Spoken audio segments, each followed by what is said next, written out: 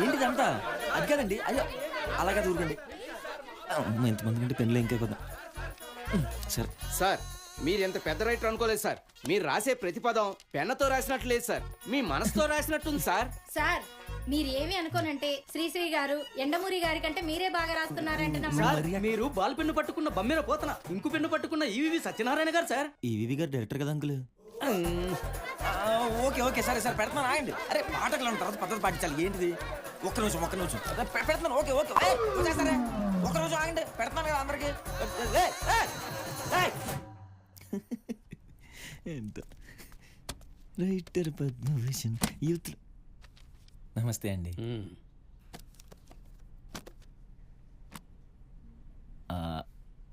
Pen రాయట్లేదండి, కొంచెం ఏమనుకోకుండా pen అందిస్తారా?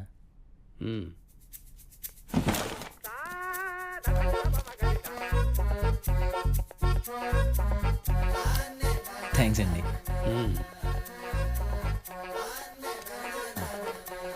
తీసుకెళ్ళండి. బాగా చూసి చదువుకోండి.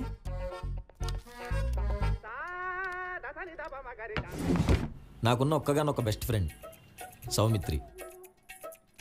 వావ్, హెయిర్ చాలా బాగుంది. చెప్పండి, కలర్ ఇద్దామా? కటింగ్ కట్టింగ్ నీలాంటి లేదు సార్ మాకు కావాల్సింది. మీకు అద్దరిపోయే కటింగ్ ఇస్తా చూడండి. వావ్, రైట్ ప్రొఫైల్ అద్దరిపోయింది. ఎక్కడ చేయించారు? చాలా తొందరగా వచ్చినట్టున్నావురా. ఏదోలా నాకు కుదిరేసింది. టవల్ ఎవరు ఎక్కడ పెట్టింది?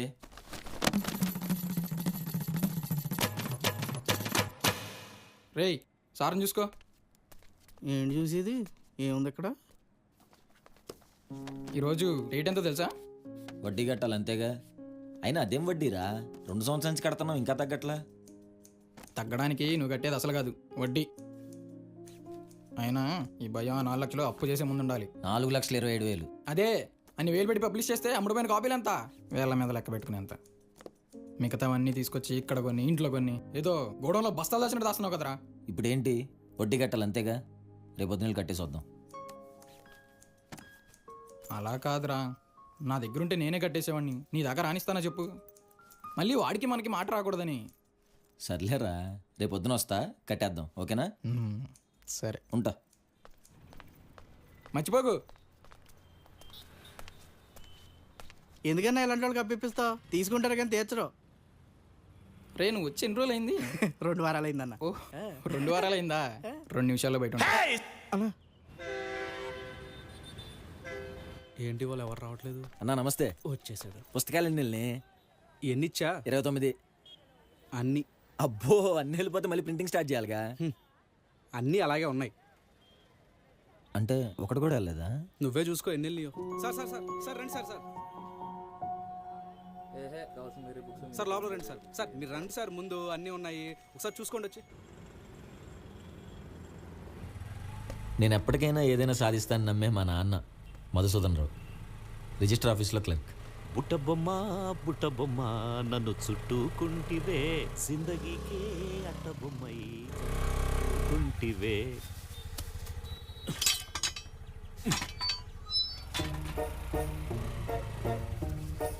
సరస్వతి వస్తున్నా.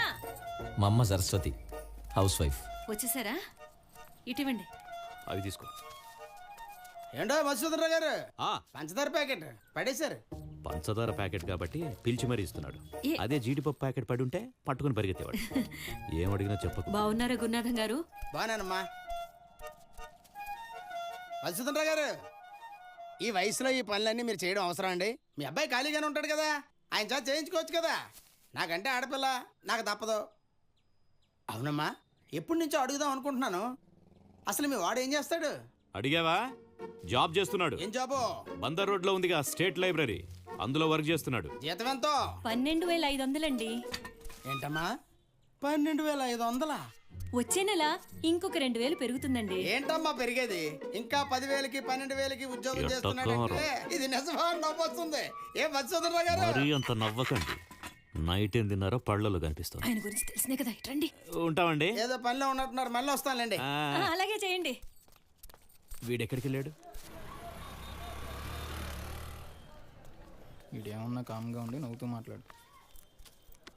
నమస్తే అండి. నమస్తే. నమస్తే అన్న. ఏంటి నెల లేట్ అయింది? శాలరీ కొంచెం లేట్గా వచ్చింది. ఇంకో 4 లక్షలు ఇస్తే కొత్త బుక్ రాయొచ్చు కదా. నేను రైటర్గా సక్సెస్ అయ్యాక ఎవరికి చెప్పదని చెప్పానా? ఎవరు లేరులే రైటరు. కావాలంటే చెప్పు, వడ్డీ కొంచెం తగ్గించిస్తా. మీరు ఎంత ఇంట్రెస్ట్ తగ్గించినా తీసుకునే ఇంట్రెస్ట్ మాకు లేదులేండి. వీటికి మాత్రం తక్కువ లేదు. ఒకసారి నీ దగ్గర అప్పు చేస్తే చెప్పుతో కొట్టు. సర్లే పద, పదరా. వెళ్ళొస్తామండి.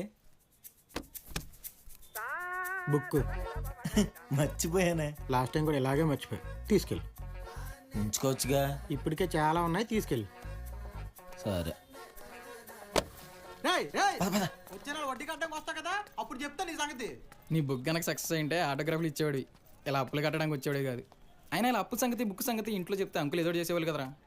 బుక్ సక్సెస్ అయితే వాళ్ళు ఎంత హ్యాపీ ఫీల్ అవుతారో, ఫెయిల్ అయినా కూడా అంతే బాధపడతారా. ఇప్పుడు అనిపిస్తుంది చెప్పకుండా చాలా మంచి పని చేశానని. ఇలా అయితే నువ్వు రైటర్ అయితే ఎప్పుడో, నేను నా ఫ్రెండ్ రైటర్ అని చెప్పుకునేది ఎప్పుడో. ఒరే టైం బాగోపోతే పులి కూడా పిలిపాలు తాగుతుందిరా. ఇలాంటివి చెప్పే ఆ బుక్స్ అడిగేకి ఇచ్చావు. సర్లే బండి ఎక్కు.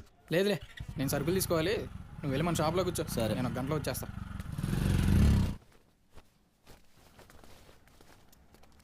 Bye sir.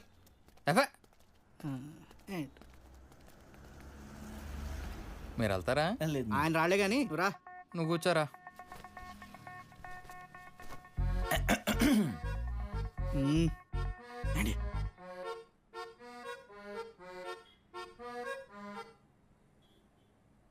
సార్ అలా ఖాళీ కూర్చోపోతే ఏదైనా పుస్తకం చదువుకోవచ్చు కదా సరదాగా.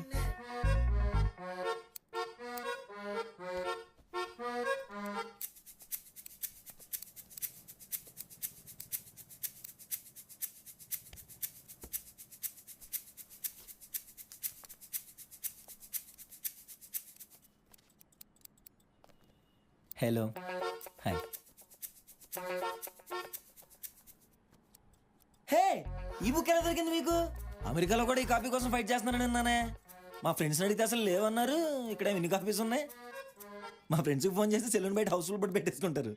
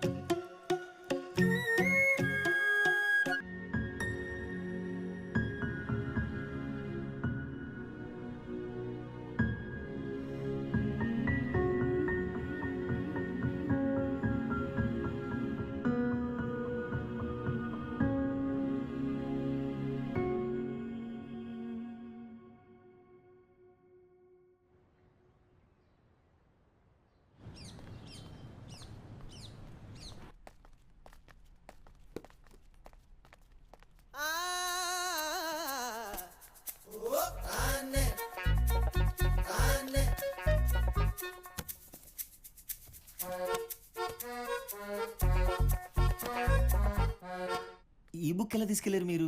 ఇది రిజిస్టర్లో ఎంట్రీ అయ్యలేదు కదా. అది నేను తీసుకెళ్ళా. ఇంటికెళ్ళి చూస్తే ఆ బుక్స్లో ఇది ఉంది. మరి అది ఎలా వచ్చిందో నాకు తెలీదు. ఓ, మరి చదివారా? చదివేలే. బాగుందా?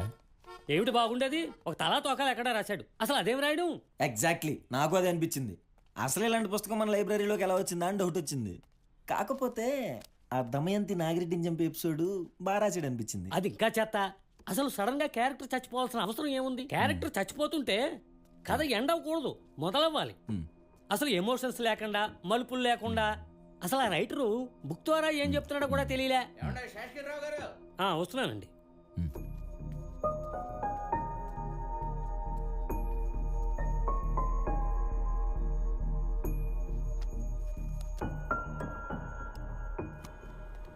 ఇదేంటి నా బుక్స్ లేవు? అన్నా అన్నా, ఈయనేంటి ఇప్పుడు వచ్చాడు? ఏంటన్నా బుక్స్ కనపట్లేదు. ఇక్కడ పెట్టు. నువ్వు ఇచ్చే వారం 200 కోసం కకృతి పడితే నా నెల జీతం ఎగిరిపోయేలా ఉంది. మా ఓనర్ నా మీద కోపడుతున్నాడు. అది వెళ్ళేసరికి కాదు రిటర్న్ ఇచ్చేయమన్నాను, డబ్బులు ఎడతాడు. అట్లా కాదన్నా, దండం పెడతానన్నా, తీసుకెళ్ళిపో అవి దయచేసి. సర్లే, నా బుక్స్ ఎక్కడ పెట్టావు? పుస్తకాలా? అవి అక్కడ ఉన్నాయి, తీసుకెళ్ళు.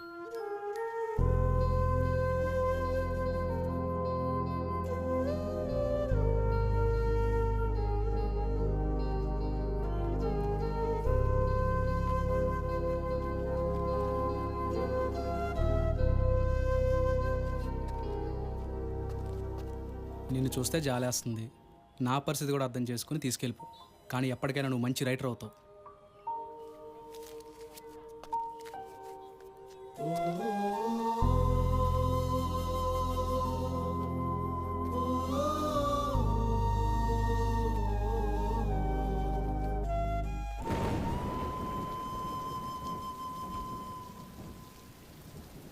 నేను రాసిన బుక్ చదివి అందరు నన్ను గుర్తుపట్టాలని ఈ ఫోటో వేయించాను రా.